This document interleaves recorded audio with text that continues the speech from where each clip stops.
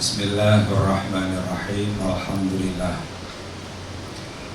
Assalatu wassalamu ala Rasulillah Muhammadin ibni Abdillah. La hawla wa la quwwata illa billah. Amma ba'dah. Yang saya hormati Bapak Haji Puspawardoyo selaku Ketua Grup beserta Ibu. Yang saya hormati para investor Solo Raya yang dirahmati Allah. Pada kesempatan sore hari ini alhamdulillah kita bersyukur kepada Allah. Kita masih diberi kesempatan oleh Allah untuk berbuat dan berkarya bermanfaat bagi orang lain. Dan ini adalah kesempatan yang luar biasa yang Allah berikan kepada kita semua. Mudah-mudahan kita semua bisa memanfaatkan kesempatan ini untuk menjadi yang lebih baik lagi, lebih bermanfaat lagi, sebagaimana yang disampaikan Rasulullah, khairun nasi anfa'uhum linnas. Sebaik-baik manusia adalah mereka yang bermanfaat bagi orang lain. Kenapa saya sampaikan begini, Bapak Ibu? Rasulullah Shallallahu Alaihi Wasallam dalam sebuah hadis menyampaikan bahwa pengusaha, bahasa Arabnya tajir, yakunu ma'al anbiya wal mursalin wasyuhada wassalihin fil jannah. Pengusaha itu nanti akan dikumpulkan bersama para nabi, para rasul, para orang soleh di surga. Artinya Islam memberikan satu pintu kepada mereka para pengusaha, kepada mereka orang-orang yang berkarya di bidang usaha. Rasulullah begitu. Karena itu di dalam hadis Rasulullah mengangkat derajat seorang pengusaha, dan bahkan dalam sejarah Islam, para perawi hadis, ulama itu adalah mereka para pengusaha. Ulama yang sukses adalah mereka para pengusaha. Cuman saya bukan pengusaha. Nah, saya jadi tahu ilmunya tentang agama, tapi saya tidak bergerak di bidang itu. Al-Imam Al-Bukhari adalah seorang perawi hebat. Siapa orang Islam yang gak kenal Al-Imam Al-Bukhari? Hampir setiap detik namanya disebut di seluruh dunia ini. Setiap detik. Kita sekarang siang, mereka di sana malam. Kita sekarang malam, di sana mereka siang, menyebut nama Al-Imam Al-Bukhari. Siapa yang gak tahu Al-Imam Al-Bukhari? Ternyata seorang pedagang, seorang saudagar yang kaya raya. Jadi Islam memberikan kepada seorang pedagang begitu luar biasa derajatnya. Kenapa? Islam masuk ke Indonesia dibawa oleh siapa, Pak? Pedagang. Maka itu Rasulullah mengatakan, at-tajiru ma'al anbiya wal mursalin wasyuhada wassalihin. Seorang pengusaha itu nanti akan dikumpulkan bersama seorang para nabi, para rasul, para syuhada, orang yang meninggal dalam syahid, dan orang-orang soleh lain. Itu satu. Karena itu pedagang memiliki satu pintu kesempatan untuk masuk surga, dan levelnya tidak, bahasa Jawanya itu gemeng-gemeng, gak level abal-abal. Ma'al anbiya, bersama para nabi, wal mursalin, dan bersama para rasul, wasyuhada, orang-orang yang meninggal dalam keadaan syahid, wassalihin, orang-orang ahli ibadah, dan orang-orang yang saleh. Nah itu. Karena itu di dalam dunia usaha, setiap orang yang berdagang menegakkan syariat Islam, itu kuncinya. Maka walanabluwannakum bisyai'in minal khawfi wal ju'i wa naqsim minal amwali wal anfusi wath thamarat wa bassiris sabirin. Sungguh aku akan tetap menguji kalian, walana beluannakum bisyai'in minal khauf. Atau khauf itu Pak, kenapa selalu dikatakan khauf dengan hazan itu dalam waktu yang bersamaan? Khauf itu berhubungan dengan masa depan. Aku nih orang untung iya, aku investasi ini kalau nggak menghasilkan keuntungan yang besar bagaimana ya? Itu khauf. Ada keraguan, ada ketidaknyamanan, diuji di situ. Maka itu penyakit seorang pedagang. Mereka adalah orang-orang yang dalam berdagangnya hanya menghitung antara rugi dan untung. Tetapi dalam koridor syariat, berdagang itu berarti yang kita layani manusia, tetapi hakikatnya kita sedang akad dengan Tuhan.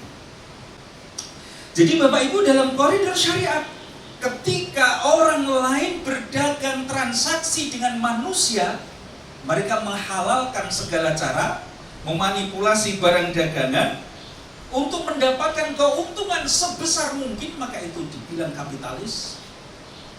Tetapi dalam koridor syariat, kita berdagang berarti yang kita layani manusia, orang lain, tetapi pada hakikatnya kita sedang akad melakukan perjanjian mitsaqan ghalidha, bukan dengan manusia tapi dengan Allah.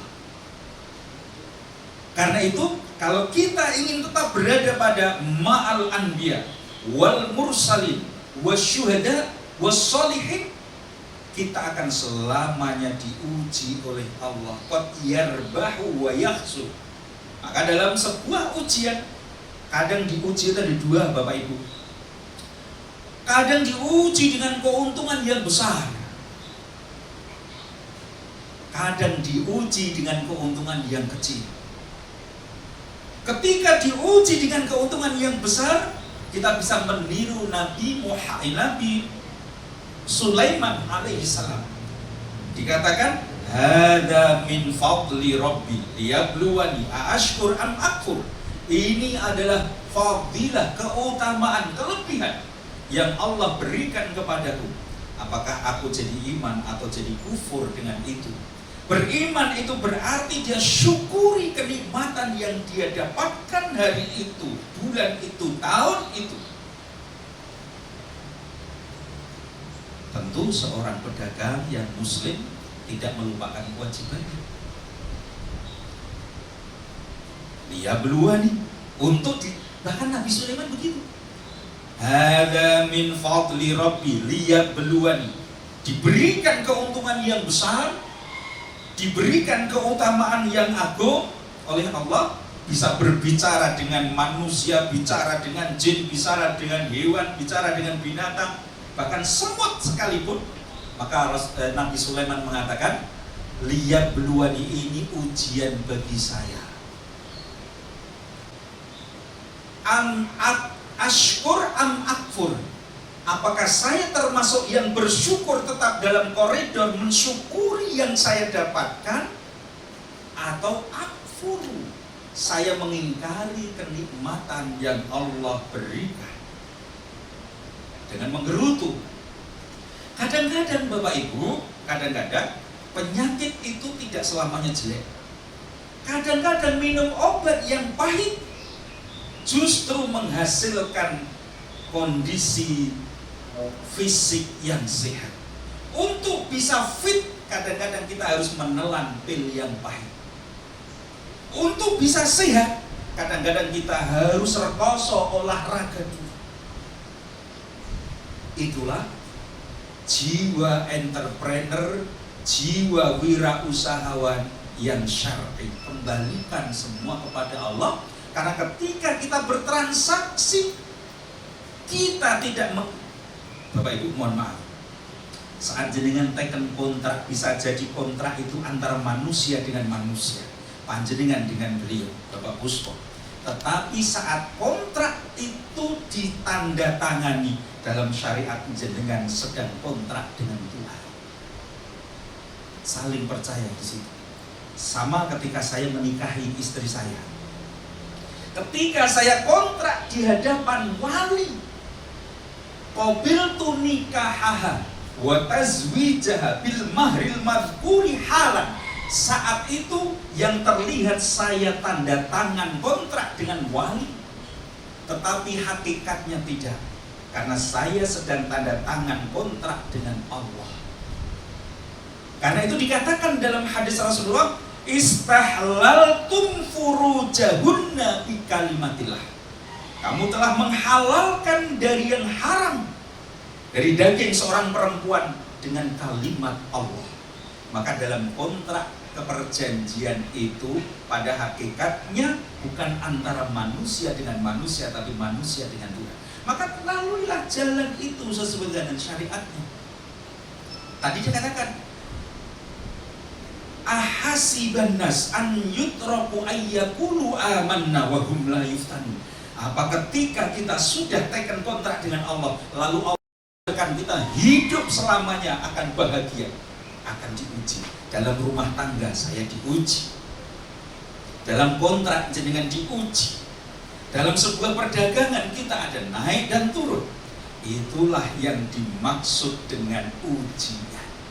Tetapi antara manusia muslim dengan muslim yang lain, tanpa ada kontrak apapun, pada hakikatnya mereka sudah mengikat namanya al-ukhuwah al-islamiyah. Jadi Bapak Ibu, dalam satu perniagaan, transaksi jual beli, jangan pernah mengira bahwa kita hanya kontrak dengan manusia.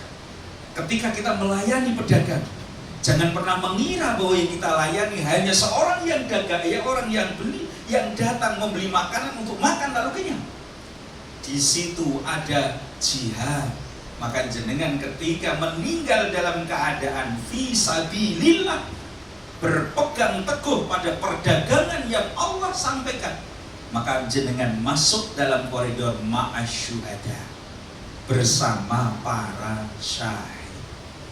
Ketika kita berada dalam halalan thayyiban, bukan sekedar halal dari anggur yang memabukkan berubah menjadi cuka, menjadi halal, tetapi juga thayyiban. Lalu setelah kita berusaha, janji kepada Allah, menjalankan akad kita dalam wujud kepada manusia, wujudnya kepada manusia, hakikatnya bukan kepada manusia. Lalu kemudian yang terakhir tadi, ma'as sholihin, adalah mereka yang menyerahkan semua hasil usahanya kepada Allah. Tentang rizki kita, naik dan turun rizki kita, Allah sudah atur. Allah titipkan kepada siapapun yang dikehendaki.